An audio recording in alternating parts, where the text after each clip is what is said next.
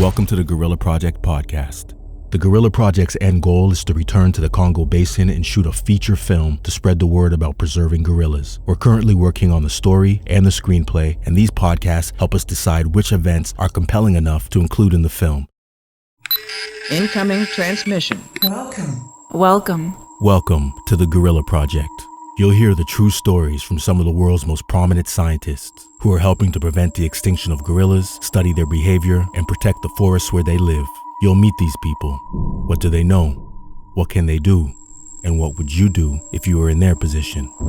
Get an inside look from the front lines of the war against deforestation, poaching, and climate change. You're listening to the Gorilla Project. Hello everyone, welcome to Loango National Park. We are at Yatuga Gorilla Research Camp. My name is Sonia. I'm the current manager of the project, and I will introduce you a bit to the project and our gorillas. So it's a project who started in 2005. Our research camp was established in 2007. And more or less since then, we began collaboration between Max Planck Institute, which is the society that established the project in the first place here, and ANPN, l'Agence Nationale des Parcs Nationaux, which is the national agency for national parks in Gabon. So habituated group of chimpanzees. They found our second group of gorillas, the one we are trying to habituate. The chimpanzees, they took the baby, one small baby less than 1 year old, and they killed it. They were just grabbing it while running and hitting the baby, and it was very brutal. And finally the baby died. This podcast episode explores this incident.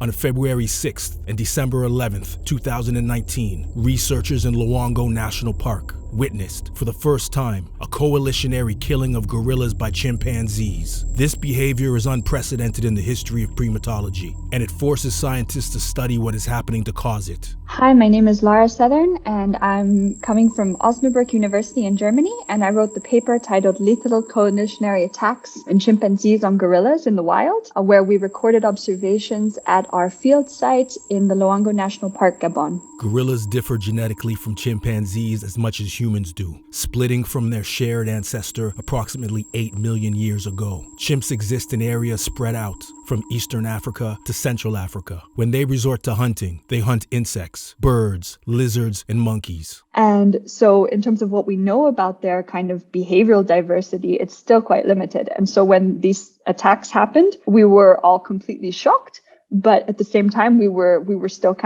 like relaying the information back to our supervisors who are stationed in Germany and who were hearing this for the first time. And so that was always those first few days of just kind of like the write up and trying to kind of capture every single detail in the exact way that it happened. That I would say that's the most challenging part, and just being really, really thorough and going over your video footage over and over again. The scientists witnessed 9 direct interactions between the Rakambo community of chimpanzees and the unhabituated gorillas in Loango National Park in Gabon. These events were peaceful, occasionally involving co-feeding in fruit trees. So from what we think, they were getting along before, because as I've said, we've only had them habituated for about 4 or 5 years now. And so that's kind of our snapshot into the history of this group of chimpanzees. We don't know what they did before that.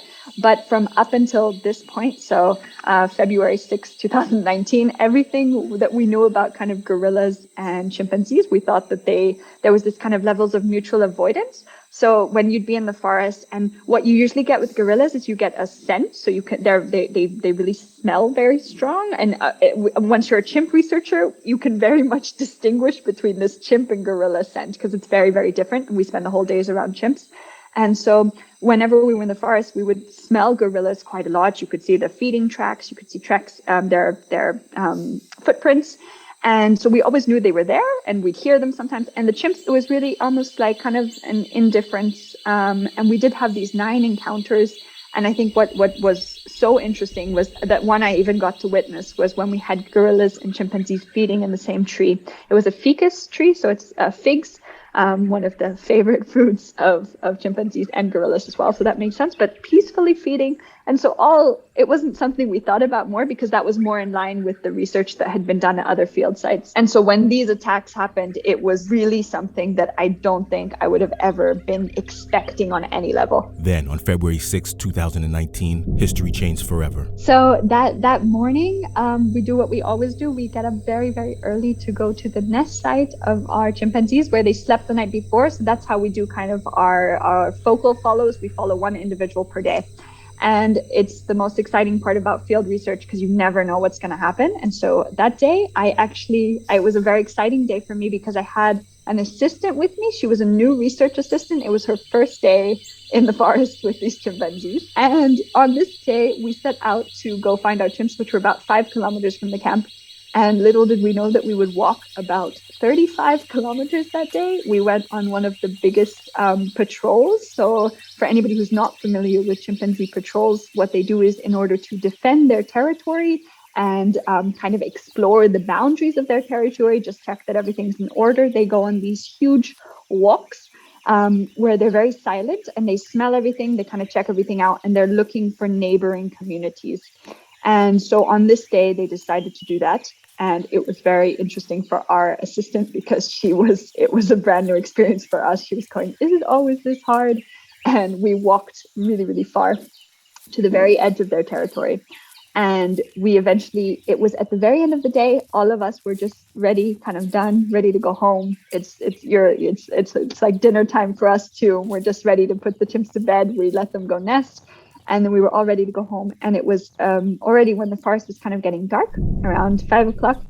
And that's when all the kind of crazy commotion began. So they had come back into the territory and they were re-entering their territory after this big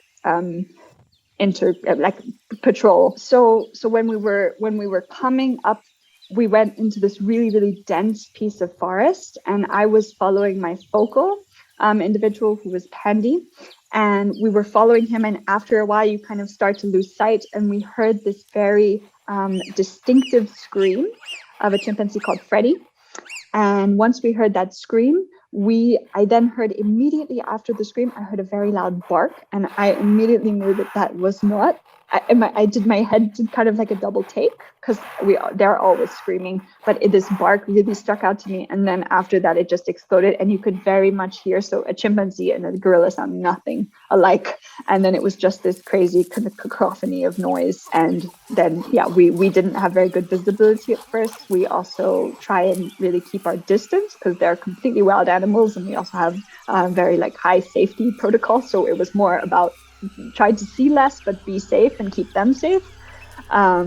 But yeah, we tried to find a good vantage point after that to see what was really going on. During this encounter, the chimps attacked a group of 5 gorillas, 1 silverback, 1 infant, and 3 females. So it was a really crazy time, and there's always kind of these negotiations in the forest between when's the time to leave and versus like your observation of what kind of data you're going to get. And of course, as scientists, we're much more, I was completely fixated, and I was like, we're staying here. This is one of the, like, this is unprecedented. I've never seen this before. I've never heard about this before.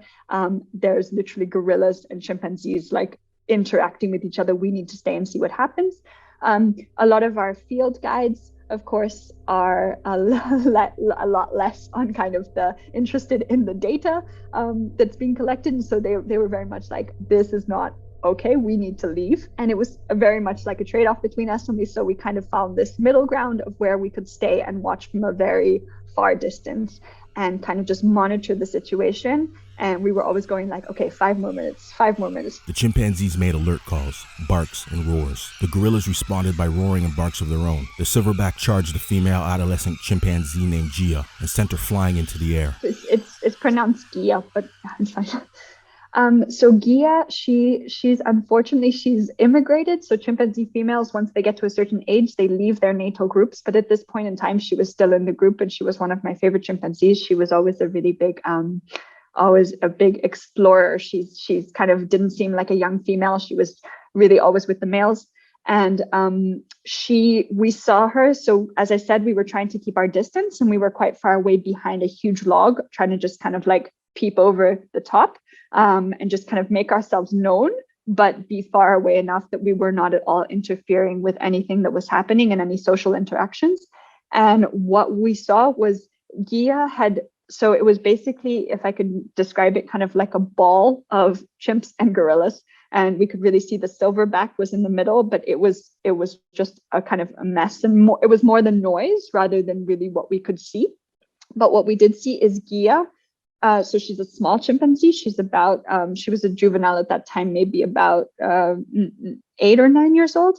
And she kind of got thrown back. So we saw her just kind of like get thrown out of this fight. And chimpanzees fight a lot, but this was really, I was very worried about her. The male chimps responded by surrounding the silverback and attacking him. The silverback retreated with his family. The researchers later observed that the chimps captured the gorilla infant, then passed it around for an hour and beat it to death. We never found the body of the gorilla that was taken that day. The second event occurred during the start of a suspected territorial patrol just outside of the border of the Rakambo chimpanzee territory. I was there for both encounters, yes. My supervisor, one of my professor here, Tobias Deschner, he told me, he's like, how come you're always there? Like, what are you doing to these poor chimps? Because it was really just the chances of just these 2 days. I mean, it's a super rare event, right? It was 2 times. And I can't really say happy to be there, but I'm happy for having to see these kind of observations. And I think it's a super interesting topic. So I'm happy in that sense that I was able to witness it. But yeah, it was crazy both times. It didn't get any easier. And I think one of my only strategies for kind of these things, and I think anybody working with wild animals know that this is a completely natural phenomenon, and you kind of have to see it like this. You kind of take yourself out of the picture as an observer, and you are just that. You are observing something that is happening that you don't really have any say on, if I can say it like that, morally, because they are entirely different species, and we're not in their minds. We don't know what they're thinking, so it's very easy to make prejudgments about their kind of behaviors. And one thing I found that's really helpful is always to watch animal behavior through from behind a lens.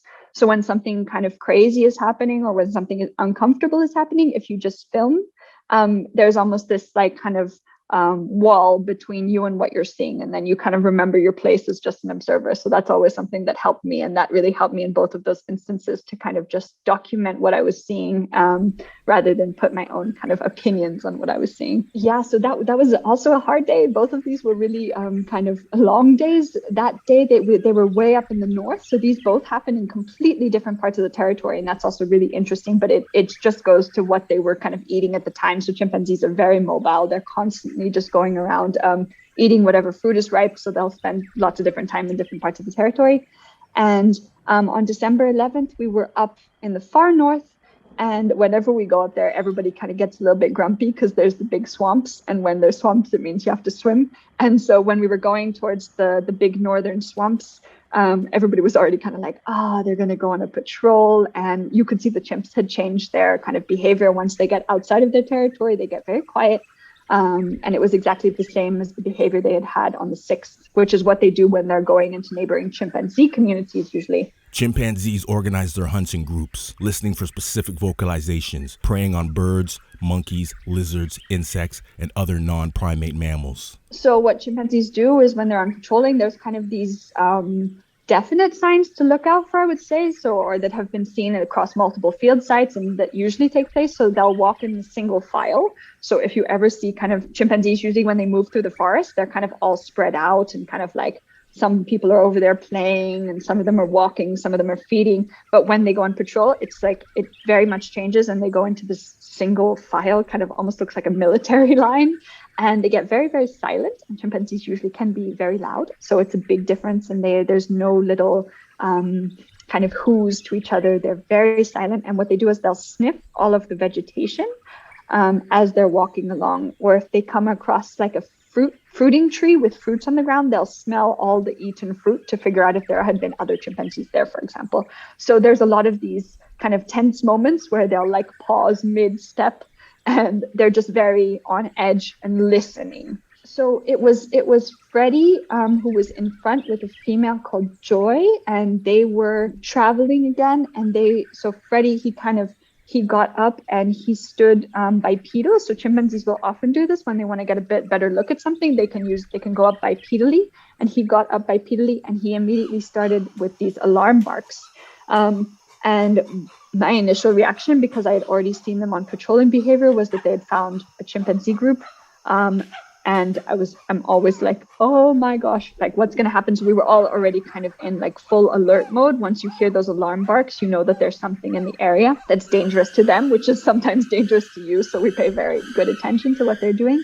And so he got up on all fours, and then immediately the group was all there. And that was kind of the start of that encounter. And it was very different because the second time we found the gorillas up in the trees, and they were feeding very high in a tree. And it was hard at first. I mean, it's hard. We were very far away, and you could kind of just see the silhouette. And so originally we didn't know if they were chimps or gorillas. And then we heard the vocalizations, and that's how we knew. The chimpanzees encountered a family of 7 gorillas high in the trees. They climbed up to attack them. However, all was lost when the silverback climbed down from the tree and fled. So I don't know if we can say shouldn't have done. It's a pretty hard decision sometimes in that case. I think, you know, they were like 7 gorillas up against a group of 27 chimpanzees, and chimpanzees are very vocal, they're very loud, and they cooperate. This is something we talk about in the paper as well. They're very cohesive in terms of the behavior when they feel like their group is threatened,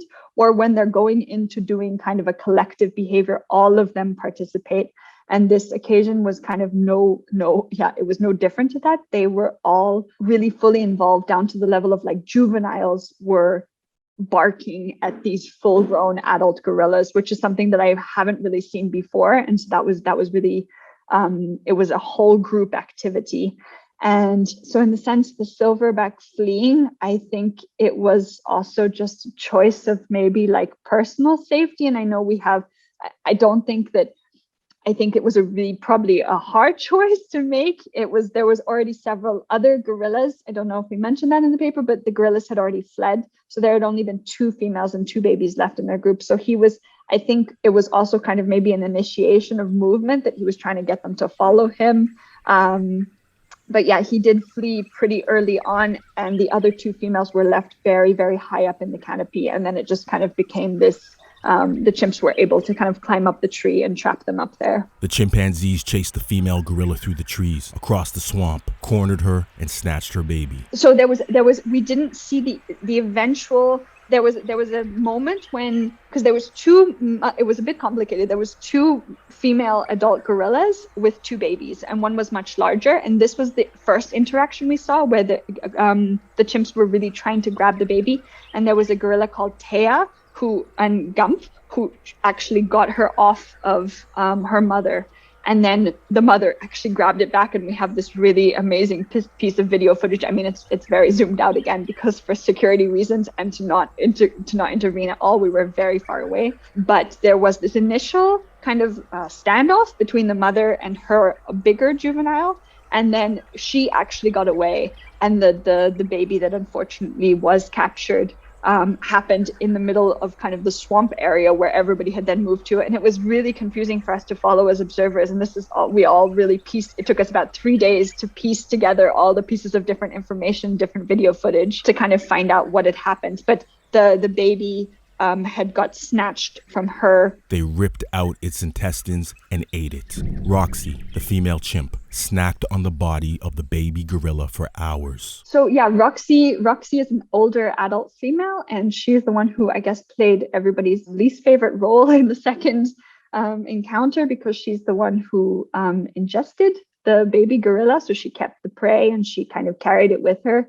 And she really fed on it as a piece of prey for most of the afternoon after they caught the gorilla. These events are peculiar for many reasons. They share characteristics of other chimpanzee hunts in that the chimps made hunting calls, changed their direction silently, scanned the area, and other typical chimpanzee hunting maneuvers. Although it appears that they targeted the baby gorilla because it was smaller prey, this is where the similarities to other hunting tactics end. The first explanation is that this incident was merely another case of opportunistic hunting by chimpanzees. And so that's something we really touch upon in the paper, is that we wanted to emphasize how different this was from hunting behaviors that we've seen in the past, and how much more similar this was to an inter-community encounter with other chimpanzees. So they treated the gorillas as if they were kind of neighboring groups intruding on their territory that they were at war with, which we've never seen them do with gorillas. And it was very different from hunting. And I think we used the example in the paper where we talk about kind of the noise levels. The chimps made lots of noise before they attacked the gorillas, but the excitement instantly disappeared and they fell silent as soon as they captured the baby gorilla. And when you hunt,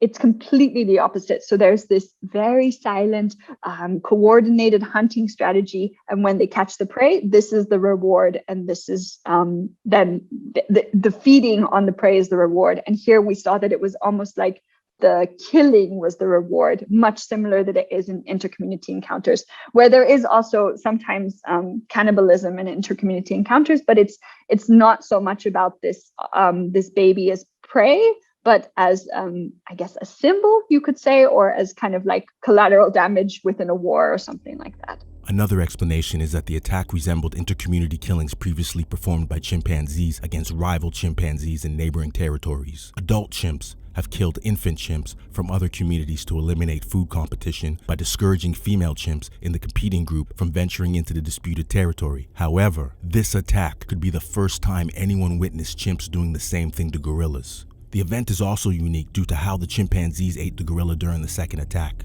Chimp hunts typically involve the highest ranking male member possessing and eating the food first. They also tend to involve food begging by other low-ranking members and sharing based on rank. In this case, a lower-ranking female ate the gorilla, only briefly sharing it with another low-ranking chimp, and the high-ranking male chimp showed little to no interest in eating it. So in normal chimpanzee society, males are the dominant sex, and they monopolize all the best goods, basically. And then there's also a hierarchical order for females. So higher ranking females will have access to better meat, but it's always usually males first. And so usually when there's a hunt, it's also males who are the primary hunters, and then males who get access to meat and to the best parts of the meat. And then usually the females will get kind of some of the hand-me-downs. And in this case, what we saw was Roxy, who's an adult female. She is quite high ranking, but it wasn't so much that she was sharing with, it was that the low ranking individuals were the only ones interested in getting any of the meat. So kind of the high ranking males and also some of the other high ranking females were not at all interested in this species or in this baby gorilla as kind of like a food source. Another term you should know is the difference between intra-guild predation and interspecific killings. So a guild is basically any species that share resources. So species that are on the same taxonomical level. So an example would be kind of like wolves and mountain lions. Like a lot of research that's been done on it is in carnivores. So those are a lot of the comparisons. People would never talk about like chimpanzees and gorillas, usually because we don't see them in that way. And it's usually carnivores because it's about killing another species that uses the same resources as you. And intra-guild implies that then there's some like energetic gain from this interaction, while the inverse, so interspecific killing, is the same kind of taxonomic relation, but it's just killing for the sake of killing as a means to lessen any form of competition. So kind of what we could say is like what we saw in the first encounter, where there was a symbol, or the gorilla was killed and then they didn't feed on it at all. And in the second one, it's a little bit harder to sparse apart kind of what was really happening. Does the study of long-term phenological data reveal if the high levels of food competition result from the recent collapse of food availability due to climate change? Yeah, so they have the largest, I think, phenology banks in, I think, at least in Africa, but I'm not sure about the world. And they monitored tree species in one national park in Gabon. It's actually located kind of in the center of Gabon, and they've got a huge kind of natural diversity of habitat types. So they've got savannas, woodlands, and it's a really big stronghold for some really important keystone species. And what they kind of hypothesized in the paper that things were getting both hotter and drier. And so they report the statistics in there, but I think it's about it's about like a quarter of a degree per decade. And that's huge. If you're just thinking about in 20 years to come, we're talking like at a degree level of already extreme heat and extremely high temperatures for these species to cope with. And then also for species that are frugivores and who rely on these really key fruit species and these fruit seasonal patterns. And when you're in a forest habitat, it can be like, okay, this tree is not fruiting this season, and that doesn't seem like such a big issue. But when it's really on such a large scale where everything is so interconnected, elephants are really like gardeners of the forest, and then they disperse the plants. And I think they also looked at just kind of like the body mass of elephants, and they found a 5% decrease in body mass since the study started, and that's huge changes that we're talking about. And I think that what I was saying, you would see the exact same thing in Loango if we had that kind of same comparable data set, which hopefully we will be able to do soon. Chimpanzees, I mean, it's been shown in quite a lot of research about this kind of people trying to create like how chimpanzees map out resources in their head, and they have this. It's been said that they have these kind of like mental maps because they constantly know which fruit resources to go back and visit each year at a very specific time. So they seem to have this very innate kind of understanding, maybe not innate because it's obviously learned, and there's obviously certain members of the group that are better at it and that teach others, that there's this kind of rhythm and flow. And we see this in all kind of natural ecosystems, that there's really this nature has a problem and then a solution to everything. And it's kind of like things like climate change that really complicate these natural systems. And so chimpanzees, just imagine for year after year, they've been going to these same sites,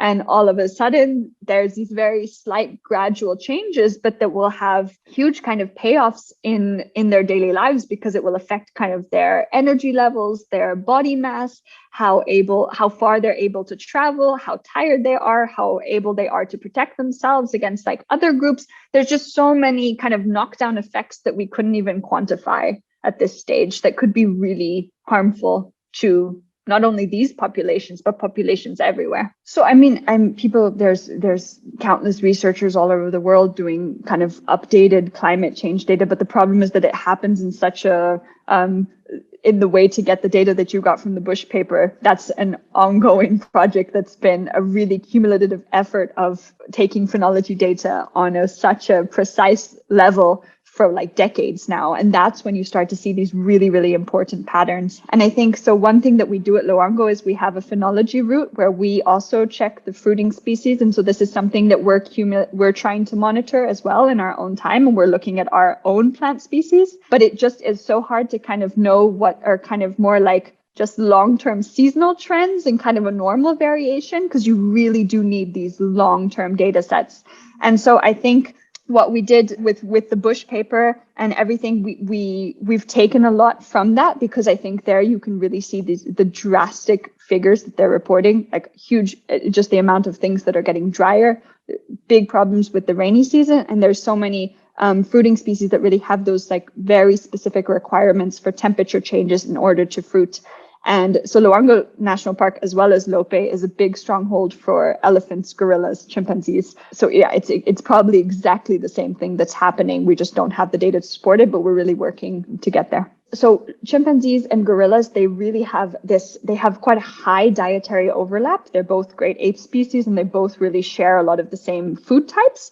And there's been generally what we see in a lot of other sites is that there's quite a level of kind of niche partitioning. And so they've evolved over time to eat different species to limit these levels of competition. But of course, what we think happens in Loango is that at certain times of the year where there's certain key species that are really kind of, I guess you could say, favorite species of both gorillas and chimpanzees, that you might get these levels of very, very high competition. And now in this kind of, I guess, competitive atmosphere that's already there, if you throw in kind of a lower production season for all of those fruit species, you're just going to get basically even higher levels of competition. And so we think that this might be happening, and especially for certain years, this might be more kind of pronounced, that there's a lot less ripe fruit available if it's a bad fruiting season. And if this continually keeps happening, of course, like fruit sources of fruit become more kind of clumped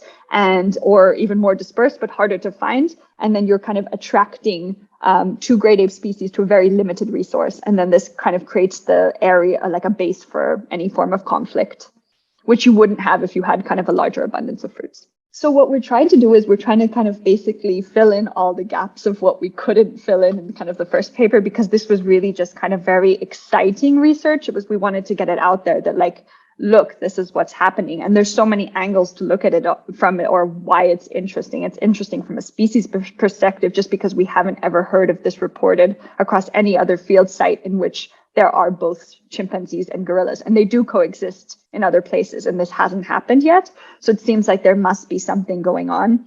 And we really need to, what you need is long-term data, right? So it's a really ongoing process. And I guess what I could say is that there do continue to be encounters. We haven't had any lethal encounters, but I think that that's also super interesting in terms of like a long data set to see what kind of how these interactions evolved. And we've only really seen a snapshot of time in both of these species' life. We don't know what was happening before we habituated them. And we only start for that. That's like our start, but we don't know what happened before. So it's really a kind of cool time, I could say, to kind of start to piece together all the puzzle pieces.